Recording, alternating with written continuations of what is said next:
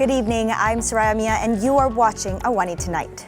VTL between Malaysia and Singapore resumes today. And 5 to 11-year-olds to get COVID vaccination. How to best prepare children and parents. That's coming up.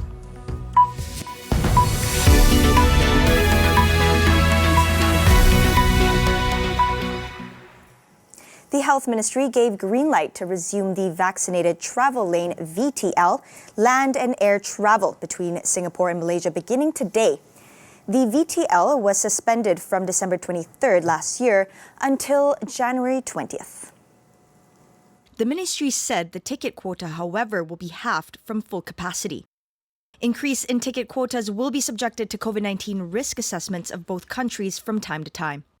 Passengers with tickets to travel after January 20th but made their purchases prior to the VTL suspension announcement will be allowed to travel based on the previous quotas set. An RTK antigen test is required on the 2nd, 4th and 6th day after arrival, as well as RTK antigen swab tests on the 3rd and 5th days of arrival.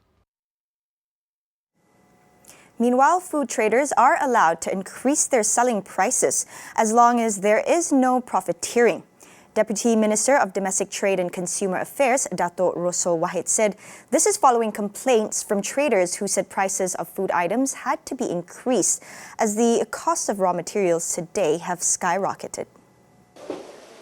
Meanwhile, on the problem of rising prices of chicken, he said that his ministry and the Agriculture and Food Industries Ministry have issued over 20 approved permits to balance prices in the market. With regard to the Malaysian Family Maximum Price Scheme, the government will re-evaluate the data on prices of goods as well as inflation before deciding on whether or not to extend the scheme. Two DAP assemblymen and a former senator in Sabah announced their resignation from the party. According to them, this is due to a loss of confidence in the party leadership.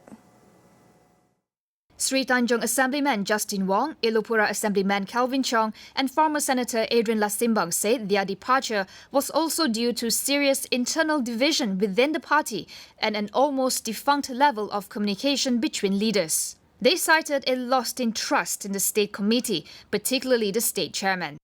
They did not announce plans to join any party and said they would remain independent for now. Their departure leaves Sabah DAP with just 4 assembly persons. Police will divert traffic at 6 major roads in Kuala Lumpur tomorrow. Selected rail stations heading towards the city centre will also be closed. This is part of police measures ahead of a rally to protest against MACC Chief Tan Sri Azam Baki. From 7 a.m. onwards, traffic will be diverted from Jalan Kuching, Jalan Kinabalu, Jalan Maharajalela, Jalan Hang Tuah, Jalan Imbi and Jalan Sultan Ismail. The police also said the Kuala Lumpur Magistrate Court issued an order prohibiting gatherings at Dataran Merdeka, Sogo and Masjid Jame' for a week starting tomorrow. A coalition of political parties and non-governmental organizations have planned a Tangkap Azam Baki rally in parts of the city tomorrow to demand the arrest of the MACC chief over allegations of corruption.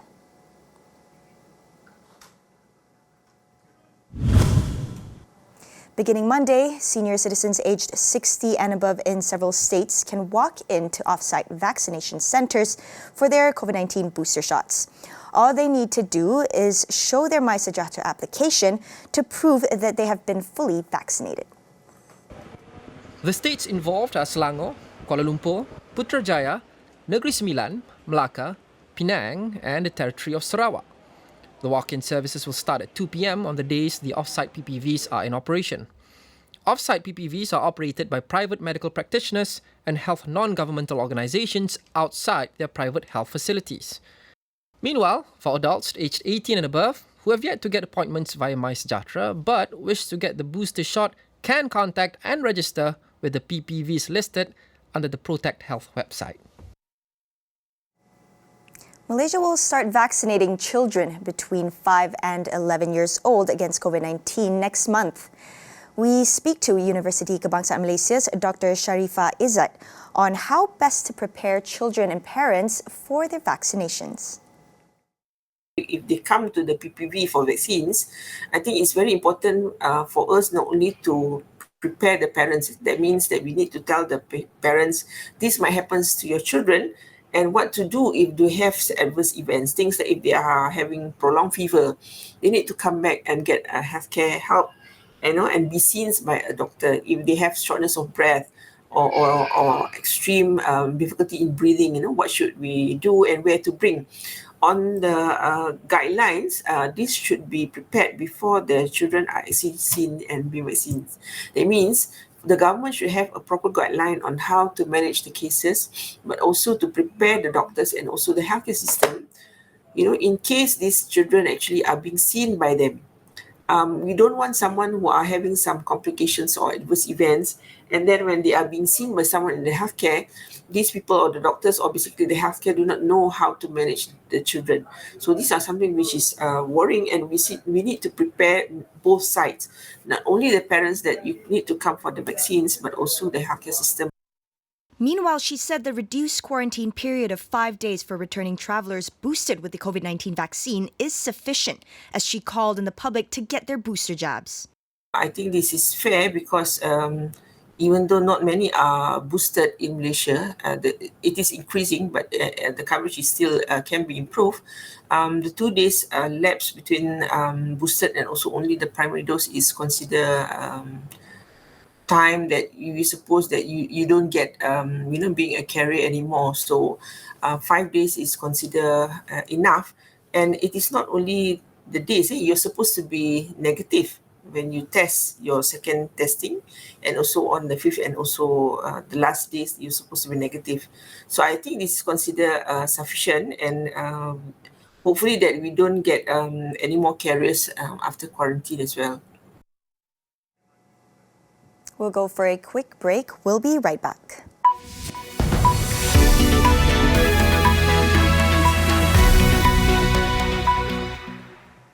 Welcome back. The government is in the midst of preparing the National Recovery Plan 2.0. This is as Malaysia begins transitioning into the endemic phase of COVID-19. In an exclusive with Tan Sri Muhyiddin Yassin, the head of the National Recovery Council outlines strategies to put Malaysia on a path of speedy and comprehensive recovery. We feel it is important now, after we have completed the Recovery Plan 1.0, Phase 1, Phase 2, Phase 3, Phase 4 for all the states in Malaysia. Now we look into the bigger picture of the whole national recovery. That is why we have decided at the Recovery Council to initiate this, basically to form a study team, task force, to prepare this plan, National Recovery Plan 2.0. That will be all-encompassing, extensive, deep, into looking into how we are going to move forward for this year and the coming years. How fast can Malaysia recover? Which are the sectors that will boost the recovery? Which sector will take a bit more time because they have a lot more issues and problems to address? So I said once that is done, we will then present. But also at the same time, it's not just about going back to what we want to do 2019 before, but also to take this opportunity to use this plan as a platform to jump forward, leapfrogging in front, so that because what we have not achieved is to be a newly developed nation by 2020. That has passed for 2 years ago. Can this plan be another, what I call a push to achieve that target or even beyond? So how long does it take? 3 years, 5 years? That's something which I believe important for us to draw. When that is done, then I think we will then have a clearer picture, not only for industry, economy, but of course other sectors as well, what is in store, and to be more confident that Malaysia is on the right track to be able to achieve those things within the timeline or milestone that we have set. So that's what I am proposing, and I hope that will be done very soon, and that will be a guiding factor for us to get over these issues of the pandemic. Make sure to catch the full interview on Agenda AWANI tomorrow 9 p.m. only on Astro AWANI. On to foreign news, Japan is widening its COVID-19 restrictions as Omicron drives cases to new highs. Cases topped 46,000 on Thursday. Restaurants and bars will close early in almost one-third of the country, including Tokyo, starting today. Critics, however, say the measures, which appears to target eateries, make little sense and are unfair. Throughout the pandemic, Japan has resisted the use of lockdowns and has focused on making restaurants close early and not serve alcohol.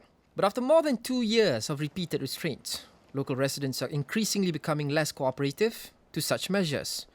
People are back to commuting on packed trains and shopping at crowded stores. While about 80% of Japanese have received their first 2 vaccine doses, the rollout of booster shots has been slow and has reached only 1.4% of the population so far. In other news, an Australian aid flight heading to tsunami-hit Tonga was forced to make a U-turn today after one person on board tested positive for COVID-19. Tonga is COVID-free with strict border controls requiring contactless delivery of aid. The Australian flight left Brisbane yesterday but turned around mid-flight after being notified of the positive case. Flights carrying aid to the South Pacific island nation began arriving on Thursday, including those from New Zealand, Australia, and Japan. Aid efforts were previously hampered by ash from the volcano that erupted in Tonga last Saturday, followed by tsunami. At least 3 have died, while Tonga only just begun to re-establish global contact yesterday after 5 days cut off from the rest of the world. Now, Singapore has simplified its testing requirements for travelers entering the Republic. The new rules apply to both VTL air and land checkpoints. From Sunday, VTL travelers will only be required to do self-antigen rapid tests if they need to leave their accommodation from days 2 to 7 of their arrival. There is no need to submit the results, but they must test negative before going out. As for fully vaccinated and recently recovered travelers, they will be exempted from all testing and stay-home notice requirements with appropriate documentary proof. Meanwhile, Singapore has also reviewed its fully vaccinated status for those aged between 12 and 17. Beginning March 14, the group will need to get a booster shot within 270 days of receiving their second dose of the COVID-19 vaccine to maintain their fully vaccinated status. Can a political party premised on the new youth vote be the game changer, which will once again put the country on course towards reform? Tonight on Consider This, we ask Said Sadiq about how Muda's structure and philosophy distinguishes it from traditional players.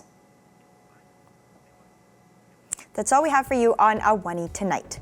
Get the latest news updates on astroawani.com, or you can also download the Astro AWANI app. I'm Saramia. Thank you for watching and good night.